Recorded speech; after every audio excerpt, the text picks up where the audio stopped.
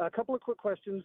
Number one, I'm doing Bible study with a neighbor, a brother of mine, and I know you've touched on it before, and I never did take down any notes. I've always listened to you on the radio, so I don't ever write down notes. Anyway, dinosaurs. Is there anything you can give me on that, or do you think I could? Yeah, there's quite a bit in the Bible about that, actually, in the book of Job, and also, of course, when Noah took the animals on the ark, most likely they were babies. I think this is where a lot of the animals and how they would all fit on the ark, they were younger. Also, it would cut down on the amount of food they would need. And after the flood, they just couldn't survive in a new environment. Man's lifespan went from 1,000 years almost down to 70 years. So it changed a lot of things on the earth. We're going to talk more about this coming up on a break. We'll be right back. We're talking with William when we went to the break about dinosaurs. And, it's interesting, Jeff, I'm glad you're on the program today, because down there in Texas, they actually have a fossil bed where a dinosaur walked by and a human walked by at the same time, leaving human and dinosaur footprints in the same strata. Tell us about this. They actually have. And it has attracted not a few people to come and see it. And they've also discovered, Mike, dinosaur bones that still had blood deep in the cartilage. Literally, there was still some blood. So if they had been millions of years old, no way. But there was still some blood deep within the dinosaur bones that they have discovered. So that literally demands a much, much earlier or later time of death for the dinosaurs. I believe the dinosaurs died out after the flood.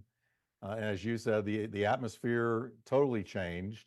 The lifespan of man, the lifespan of everything. And things began to degrade greatly after the flood. Everything was altered in the ecosystem.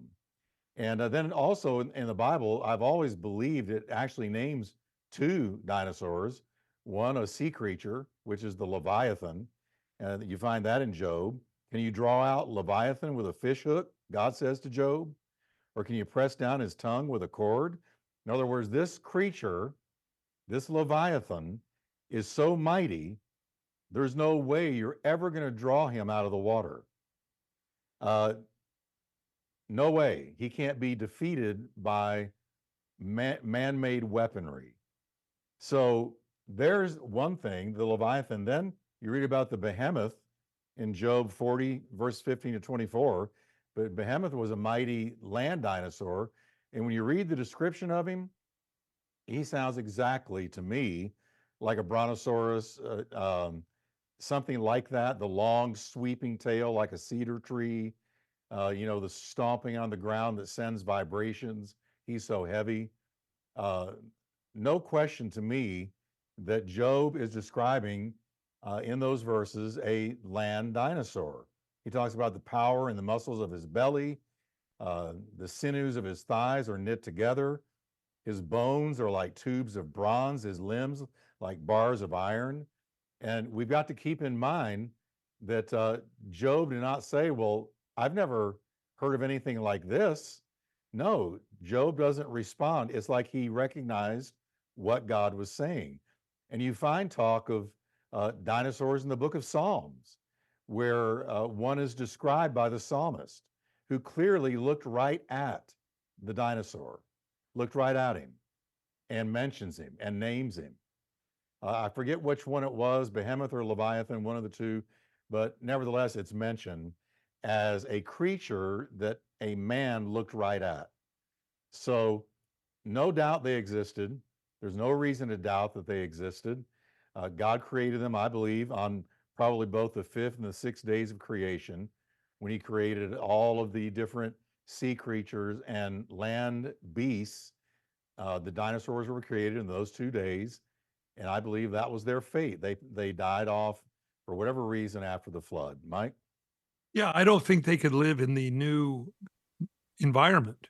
The vapor canopy around the earth was ruptured, and let the ultraviolet and the X-rays and gamma rays and all that kind of stuff stuff that gives us good sunburns all through, and they just couldn't survive in the new environment, and they died off. And we as well. I mean, we lived, as I said before the radio break, lived to be nearly 1,000 years old, human beings. And after the flood, by the time of King David, it was down to 70 years. And you may live past 70, but I guarantee you, you'll feel every joint in your body when you get up in the morning. It's just the way it is. But a good place to go is Answers in Genesis.